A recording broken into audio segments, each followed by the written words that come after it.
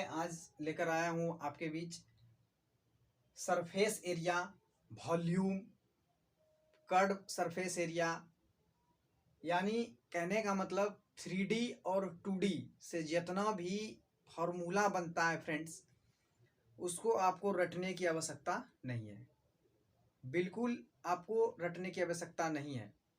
आप इस फिगर के हिसाब से समझना है कि इसमें क्या क्या दिया हुआ है और किस चीज़ से किस चीज़ का फॉर्मूला बनता है। कहने का मतलब क्या लगावे जो कि इसका फार्मूला बन जाएगा आसानी से। तो आप वीडियो में अंत तक बने रहें। बिल्कुल हम ठेठ भाषा के तरह देहाती भाषा में आपको समझाएंगे कि क्या लगना चाहिए और क्या नहीं लगना चाहिए। जो इसमें लगेगा हम लगाएंगे और जो इसमें नहीं लगेगा उसको हम हटा देंगे। आप देखिए यहाँ बेलन और शंकु दिया हुआ है, आपको दिख रहा है बेलन और शंकु। और बेलन शंकु में क्या क्या दिख रहा है फ्रेंड्स, वो आप भी जानते हैं। तो इसमें दिख क्या रहा है, बेलन में दिख रहा है नीचे एक वृत्त है, एक वृत्त नीचे, एक वृत्त ऊपर और दो लाइन, एक लाइन इधर एक लाइन इधर बना दिए तो बन गया बेलन। अब इसी बेलन में आएगा आयतन निकालें, बेलन का आयतन निकालें, बेलन का संपूर्ण पृष्ठीय क्षेत्रफल निकालें, संपूर्ण क्षेत्रफल निकालें, कर्व सरफेस का एरिया निकालें, यानी वक्र पृष्ठ एरिया निकालें, वक्र पृष्ठ का एरिया निकालें। तो फ्रेंड्स रटने का कोई जरूरत है ही नहीं। बिना रटे आपको बहुत दिनों तक याद रहेगा फ्रेंड्स।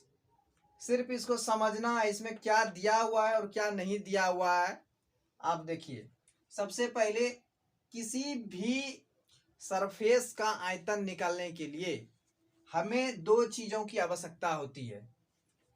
किसी भी सरफेस का आयतन निकालने के लिए हमें दो चीजों की आवश्यकता होती है। सबसे पहले उसका बेस यानी आधार, उसका आधार किस शेप का है।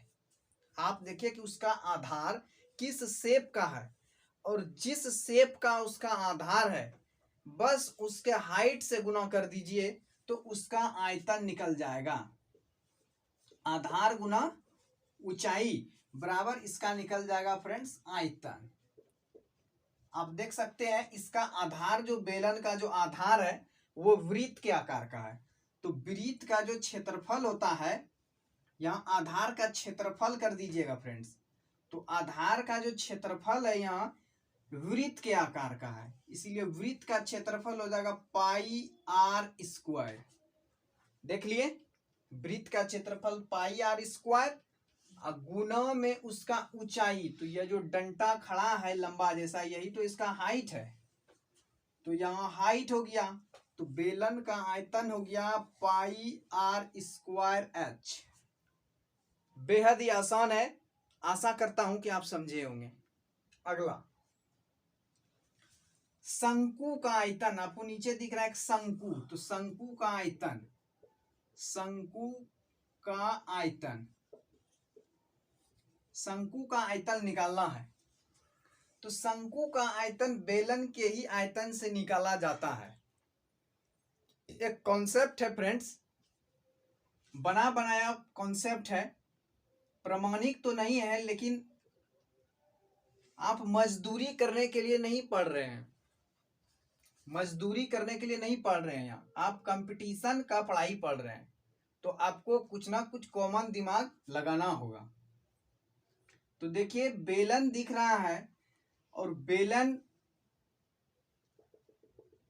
बेलन का जो रेडियस होता है, तो उस रेडियस के बीचों बीच, यानी रेडियस का जो पॉइंट लेते हैं और उसको जब तीन शेप में काटते हैं, बेलन को देखिए हम काट दिए, बेलन को काट दिए, और काट देने के बाद देखिए इसका आकार कैसा बन गया, आप खुद देख सकते हैं। देखिए आपको दिखने में लग रहा है ना कि सेम इस टाइप का है। तो बेलन से ही हमारा शंकु बना है। अब बेलन का आयतन शंकु के आयतन का कितना होगा यह आप लोगों को बताना है। एक बार पुनः मैं बना देता हूं बताने के लिए।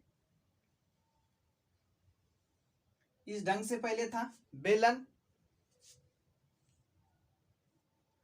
इस ढंग का पहले बेलन था। तो बेलन में देख सकते हैं एक भाग, दूसरा भाग और तीसरा भाग।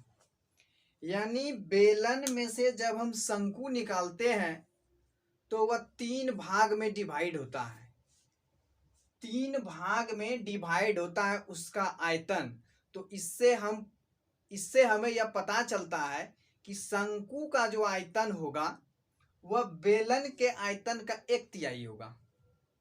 आशा करता हूं कि आप मेरी बात को समझ रहे हैं। बेलन के आयतन का 1/3 होगा। तो बेलन का आयतन हमें दिया हुआ है πr² और शंकु का आयतन उसके 1/3 यानी 1/3। तो 1/3 πr² शंकु का आयतन, शंकु का आयतन 1/3 πr²।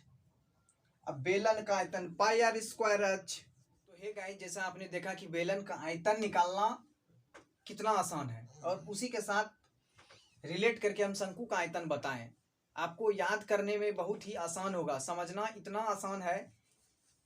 यानी कहने का मतलब याद करने से ज़्यादा समझना आसान है और बहुत दिनों तक आप भूलेंगे नहीं। मुझे आशा है, उम्मीद है कि आप भूलेंगे नहीं। उसी प्रकार बेलन का वक्र पृष्ठीय क्षेत्रफल और संपूर्ण पृष्ठीय क्षेत्रफल भी निकालना आसान है। देखिए कैसे बताता हूँ। बेलन का वक्र पृष्ठ कैसे निकाला जाता है। जैसे ये सरफेस पूरा एरिया दिया हुआ है किसी भी चीज का, ये एक आकृति दिया हुआ है। इस आकृति में से आपको वक्र पृष्ठ निकालना है। तो वक्र पृष्ठ होता क्या है दोस्त, पहले यह देख लीजिए। तो वक्र पृष्ठ क्या होता है कि आप एक बेस, जैसे एक बेस है और बेस और एक उसका हाइट, बेस और हाइट को मिलाइएगा तो उसका वक्र निकलेगा, कर्व्ड निकलेगा। और एक इधर से मिला दीजिएगा तो इसका संपूर्ण हो जाएगा। तो वक्र कहने का मतलब उसका शेप क्या क्या चीज से मिलकर बना हुआ है। तो बस 2 ही चीज से मिलकर बना हुआ है। देखते हैं तो क्या बना हुआ है। तो एक वृत्त है और एक उसका हाइट है, ऊंचाई है। एक वृत्त और एक उसका ऊंचाई, तब निकल गया क्या, उसका वक्र पृष्ठ। यानी कहने का मतलब यदि हम परिधि को यदि हम ऊंचाई से गुना कर देते हैं, परिधि को यदि हम ऊंचाई से गुना करते हैं तो उसका वक्र पृष्ठ क्षेत्रफल प्राप्त होता है। तो यहाँ देखते हैं ये बेलन दिया हुआ है, इसकी आकृति है बेलन है और बेलन की आकृति में से इसकी जो परिधि है वो एक वृत्त के आकार का है। तो वृत्त का परिधि हम जानते हैं कि वृत्त की परिधि 2πr, वृत्त की परिधि 2πr और इसका हाइट दिया हुआ है h, तो हो गया 2πrh। बेलन का वक्र पृष्ठीय क्षेत्रफल 2πrh। कितना आसान है, सिर्फ आपको परिधि लेना है और परिधि के साथ हाइट को गुना कर देना है। तो बेलन का वक्र पृष्ठ निकल गया। उसी प्रकार संपूर्ण पृष्ठ निकालना भी बेहद आसान है। संपूर्ण पृष्ठ जो आपको दिख रहा है बस सीधा उसको लिख दीजिए। क्या क्या दिख रहा है, एक कर्व्ड पृष्ठ देख रहा है। तो कर्व्ड का क्षेत्रफल, कर्व्ड का क्षेत्रफल देख लिए, यानी वक्र पृष्ठ का क्षेत्रफल, वक्र पृष्ठ का क्षेत्रफल, वक्र पृष्ठ का क्षेत्रफल दिखा 2πrh, 2πrh दिख गया। उसके साथ और क्या दिख रहा है कि 2 वृत्त है, एक वृत्त यहाँ है, एक वृत्त यहाँ है। कर्व्ड के साथ साथ 2 वृत्त भी दिख रहा है। क्षेत्रफल कर्व्ड का हो गया और उसके साथ दो वृत्त का क्षेत्रफल, इसीलिए 2 पाई r²। यहाँ दो वृत्त का क्षेत्रफल इसीलिए लिए कि कर्व्ड का एरिया, और यहाँ दिया हुआ है कि संपूर्ण पृष्ठ निकालना है, तो संपूर्ण पृष्ठ में से एक वृत्त यहाँ भी है और एक वृत्त ऊपर भी है, तो दोनों वृत्तों को जब हम लेते हैं तब इसका संपूर्ण पृष्ठ निकलता है।